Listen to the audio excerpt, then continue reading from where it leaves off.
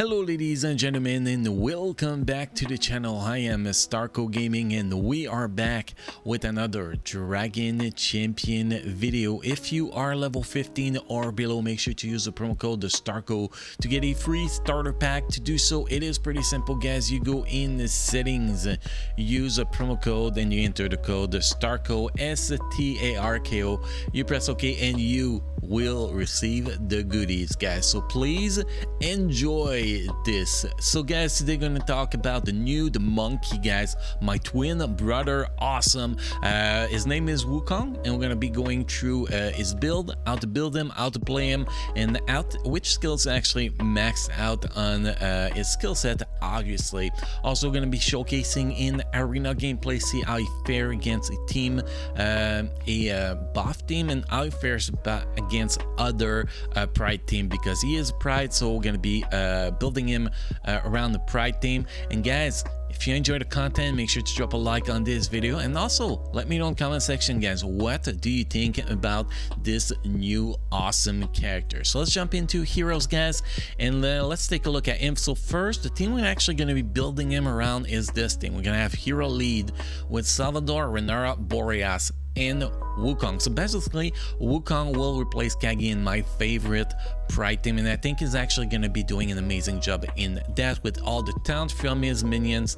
And Salvador, that just makes his minions stay alive so much. And you're gonna see when we reach a gameplay that personally it does not do that much damage, but with all the damage it brings and all the debuff he brings from his kit, all the damage he brings from his duplicate or whatever it's called, and the debuff he brings, that just makes him so awesome. It's actually the strongest DPS in this team, and can even do more DPS than any other pride in the game as for right now. So this is going to be a awesome change for the pride guys, make the pride team much stronger, which is definitely going to be very awesome. Anyway guys, let's jump on the Wukong and let's take a look at his skills. Obviously I am on the test. Wow, I cannot speak, sorry guys. We are on the test server guys, so we have everything maxed out. I spent like 2 hours getting the proper runes for him and building artifact and everything, so hopefully you guys will understand that it's my Wukong is going to be much stronger than your Wukong, but that's to see the full potential of the character, obviously. So let's start with the skills guys. We're going to start with the skill on the right, finish with the skill on the left. That's usually what we do. So first we have the passive ability, Guardian Spirit. If at least one of its duplicate is alive, Wukong survives a fatal damage. Any effect active on him are remove random duplicate dies instead of Wukong receiving duplicate current health, and gain invisibility for 2 turns.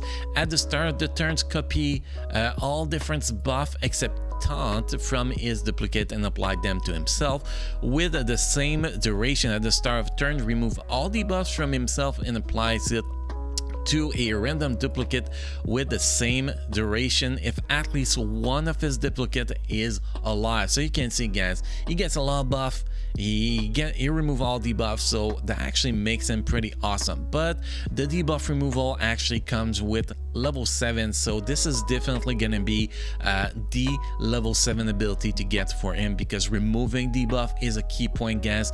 Not having ability block, not having blind, you know, that kind of stuff, it is so important to maximize what you can actually do with that. This is definitely in most cases going to be the most important skill to get to level 5, and even getting to level 6, you know, copy all different buff. This is a must-have ability to level 6. Next we have the third skill guys, Monkey Business. Summon one duplicate with 50% Wukong health and 60% of his damage. Duplicate gain 20% of a turn meter and a counter attack for 2 turns.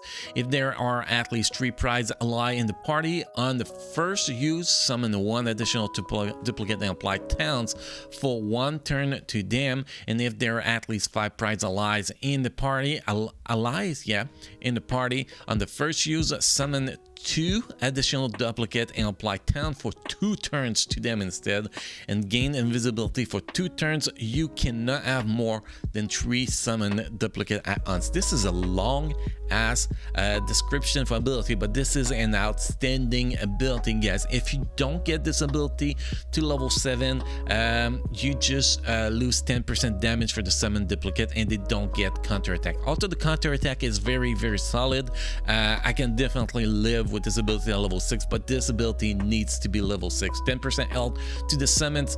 Summons 1 additional duplicate for with 5 prize on the town for 2 turns. This is just a game changer level on this ability. So level 6 mandatory on this ability. If we go with the second ability, Great Staff, deal 300% physical damage to all enemies and inflict a damage decrease for 3 turns, and restore 20 to 40% turn meter on all its duplicate. Now, if we lose this ability to level 6, it's still a very strong ability. It's gonna be see here, instead of putting damage decrease for 3 turns, it's going to be for 2 turns. I'm totally fine with that, and you actually get 10% less damage meter to your duplicate, which is not that much of a big deal. So I'm totally fine here with this level 6. Obviously, if you can put it to level 7, it's better, but level 6 is totally fine on this ability. Then we go with the basic ability, Fury of the Oasis, deal 275% of damage to an enemy if the target is afflicted by daze. Increase the cooldown of a random ability by 1 turn, otherwise inflict daze for 1 turn. Now, if you actually get this ability to level 6, all you do is lose 45% physical damage, which is totally fine. And also at level 6, you get the increase the cooldown of a random ability by 1 turn if the target is inflicted by daze. I think that is a game changer ability. Definitely being able to increase the cooldown on talent, for example, for her third skill on unbuff, for his third and second skills, that is just a game changer. This is a must-have ability in my opinion to level 6. So pretty much all his ability at level 6 are must-have, and there's only one ability that is a must-have to level 7.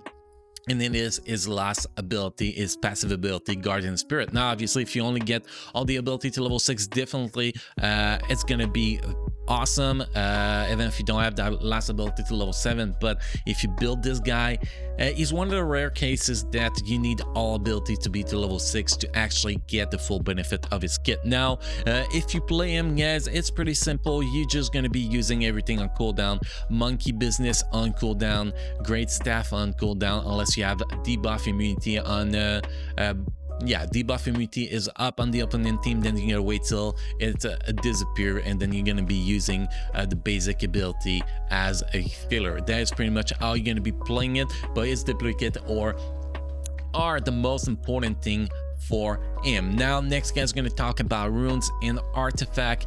Pretty much this guy needs as much potency and speed as possible. Now, if your potency is high enough, you can actually add some critical chance, which just increases damage slightly, not that important. It's really having that potency between 120 and 120% in my opinion, and then the speed over 200. I think that's the primary thing you want to do. So most people will actually go with 6 potency runes here. Now, personally, I was able to go with 2 critical chance because my potency was just out of the sky, man. That was crazy. I had like 140% potency, so I did some change and actually brought a little bit more critical chance. But most people will go with 6 potency runes, and you want to get as much speed on those runes as possible, as much speed and potency as secondary stat as possible. So if we take a look at the runes here, first we have a critical chance runes. You can see 4.35% potency, 5 speed, awesome. We have a speed rune here, well, a potency rune here with the speed primary, which is the best thing. Now I'm actually missing the potency on this secondary stats, which is actually what you want to have. Obviously, critical chance can actually be solid if your potency is high enough. Next, we have a 19 speed runes. That's probably one of the best runes I ever seen, guys. A little bit of critical chance, but nothing more than that. It's just about the speed. 19 speed, you never throw that out, guys. You take it and you use it as much as possible, because it doesn't matter the rest of the stats. You get 19 speed. That's crazy. The rune here at the bottom, the main stats you want to hit to either be critical chance or damage, or you can even go with HP if you actually want your duplicate to have more HP. And then you want to have speed And if you can, potency here again, 8 speed is great, but I'm missing the potency sadly. Then bottom left runes, you want to have the main stats does not matter. All it matters is that you have as much speed as possible.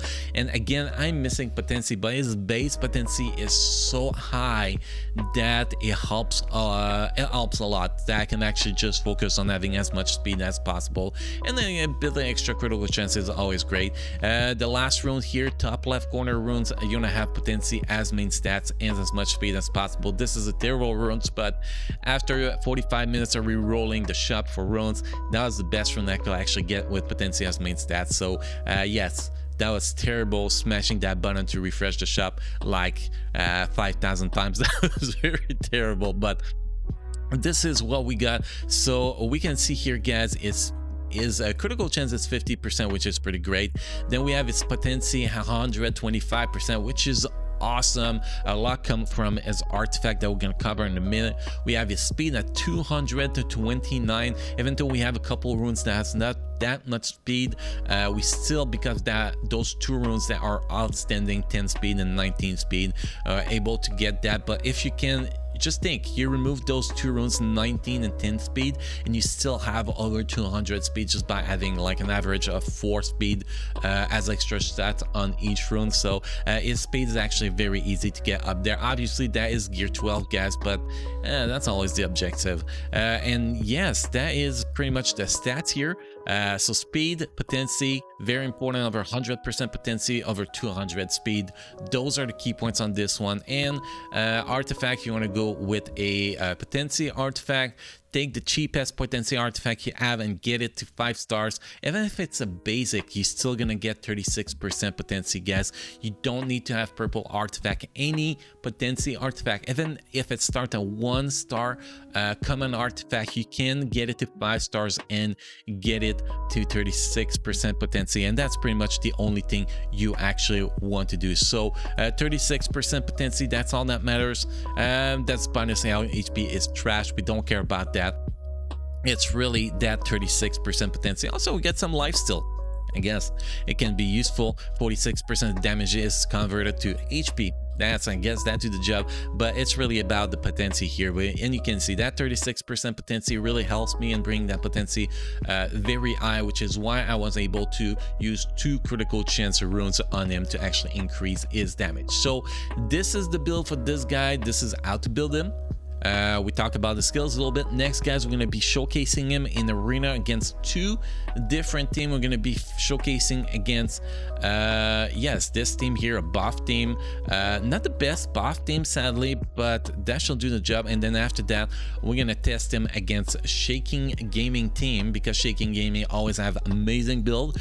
So we're going to test him out and see if this team works better here with my monkey, or if his setup works better with Kagi instead of Renara here. So we're going to be testing that both. So let's start against that. Obviously my team power is a lot higher, but we are facing buff is always outstanding. So let's jump in there, guys. Let's press the auto button, because we do all of that on auto. You're gonna see that the damage of this team is not great. Auto, when Boras actually go crazy, it's nice, but the damage is not great. It's really about longevity and just taking your time to actually kill shit mostly. So you're gonna see we are on 4th speed, so this is you're gonna see how long it can actually be, because you can see the monkey damage is actually pretty minimal, but they all have talent. So every time they get attacked, they actually counter attack, and they apply that daze, which is actually pretty awesome. That reduce the damage you're gonna be taking by so much. That makes this thing so much easier, pretty much. And you can see we have Salvador that popped the shell, so if Salvador get attacked, we're not gonna take much damage, and pretty much we spread that daze around as much as possible, except on the invisibility characters, and we just kill stuff as fast as possible. That's pretty much the pattern here. You can see the fights are going to be long. Fights are going to be very long. Actually, this fight is faster than earlier when I tested it against the same. But you can see the damage is actually not bad. We're gonna show the damage damage of Wukong after this fight. You're gonna see he's gonna be the top damage, but that's mostly because his minions bring a lot of damage, and his minions actually has the same ability than him, so actually brings pretty much his whole kit is the same as him. If you level the ability on him, you level the ability on his kit, so that is actually pretty awesome. Atlas, I think they have Atlas's basic attack. I don't think they have his second skill, but the Atlas have his basic attack. I didn't pay attention to that. We're gonna pay attention to that to see if they're gonna, yeah, they have his second skills too. So they have his first skill and his second skills. So that means that they can actually bring the daze, and they actually bring the attack decrease, which is actually pretty outstanding, unless the enemy has buff immunity like buff has right now. But we still beat the crap out of him. You can see this is long fight, but we just survive and just beat the crap out of this shit after that. So this is how it works. You can see we are full team is alive, almost full shield on everybody. That is just crazy. And if you look at the damage, you can see here 275,000 damage for Wukong, which is better, a lot better than my boy here, and better than anything in the other team. So you can see the power of this character. Next, we're gonna try against another Pride team. Now I tested him against another Pride team earlier, guys, and this was painful. This is gonna be a long ass fight, but I tested him against Neluk test because he was using a different setup, no tank. Wanted to see what will happen, and honestly, without Salvador, that kind of ruined the whole setup of Wukong, because yes, his minions can actually taunt, but his minions can actually also die pretty easy if there's no other tank around. So I think that the setup that Chicken Gaming has here is actually better, although I do believe my setup is better, but that's just me personally, because I don't think Kegi is that great, at least for arena. I do believe that me bring Renara instead of Kegi, so if somebody die, I can actually revive that person, actually give me an advantage. But anyway, we're gonna see it. I do have a higher power than him, so if it's a borderline win, that means Shaken Gaming got a better team than me pretty much, because if he was to my power level, he could actually do better. But also power level Kegi is a lot lower than Renara, so that might actually be the difference. But anyway, we're gonna smash that auto button here, guys, and we're gonna see what happens. So Kegi actually has pretty decent single target damage, but we do too, so we're gonna see what happened. The nice thing is that all those duplicate actually take all the heat, and then we can actually do some damage around. But this basically is going to be all around AoE damage. If we don't get dodge, it's actually going to work good. If we get dodge, it's not going to work good. And it looks like his setup is actually doing a better job right now. How we call it, Kegi buff actually brings something pretty good. So we're gonna see this fight might actually expire before we can actually get any win. So Kegi might actually be better than Renara here, but that's debatable, because if we don't take too much damage, we're just gonna heal through it. So yeah, that kind of means that we're not gonna be taking that much damage. But anyway, yeah, Kegi AoE is actually pretty much a game changer. Maybe Rival here can actually work better. I don't know. It doesn't seem like we're doing much damage here. The other team was much better, but we did some attack reduction here, so it's actually not so bad. Obviously, if we tank a die, we're just gonna revive him, so it's not so bad either. Although he might survive. It might survive, but this is a very long fight, guys. Like I said, this is going to be very painful to watch and to actually analyze why I actually go. It's all about going to see if we can actually kill Salvador. If we can kill Salvador before they kill our Salvador, because we have more single target damage on my team, we might win. Otherwise, no, we're not going to win here. So apparently Kegi actually brings better power than having healer, so we just came to that conclusion, guys. So that's why I kind of wanted to face both Pride team together with Wukong, so we can actually compare what actually will bring you the best to your team. So if you bring Kegi, you're not gonna have that heal, but you're gonna have a lot of ace, a lot of buff, and a much stronger AoE, which is actually gonna give you a huge advantage if you can kill Renara and the other team, for example, very fast. So Kegi, over Renara for that team, guys. This is now official. That's a nice thing of testing with other people on the test server like that. They build a team different than you. You test it out and you can actually see what actually come to the best version of those teams, which is actually what we just see here. So the optimal team for Wukong, guys, if we go full pride, will be hero lead with Salvador, Wukong, Boreas, and Kegi. That will be the optimal team for me. I did see Roxy in the other team, and Roxy was just not cutting it in my opinion for that. A lot of dodge, but was not bringing a lot of damage in the other team, sadly, because you're kind of missing something in my opinion. But anyway, that's just my personal opinion, because if you don't remove Salvador, guys, to put Roxy in, you have to remove one of the DPS, either Boreas or Kegi, and you just lose half of your DPS, which it's not optimal. But anyway, guys, that is pretty much all we had for this video today to showcase Wukong. Hopefully you guys enjoyed this video. Hopefully you'll learn about this little guy and get excited about this guy. I'm excited. I'm not going to be pulling for him, guys, because I'm going to be pulling in a few days for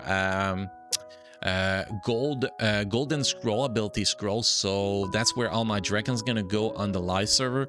But he's definitely a character that's worth building up as soon as possible, guys, because he's going to be a game changer for any pride team. It actually brings the pride team into the meta status, in my opinion, which is definitely awesome. Anyway, guys, thank you for watching. Hopefully you learned good stuff in this video. Again, don't forget to drop a like on this video and to let me know in the comment section what you think about my boy Wukong. And guys, on that, you all keep enjoying playing Dragon Champion, and I will see you guys in the next video. Thank you.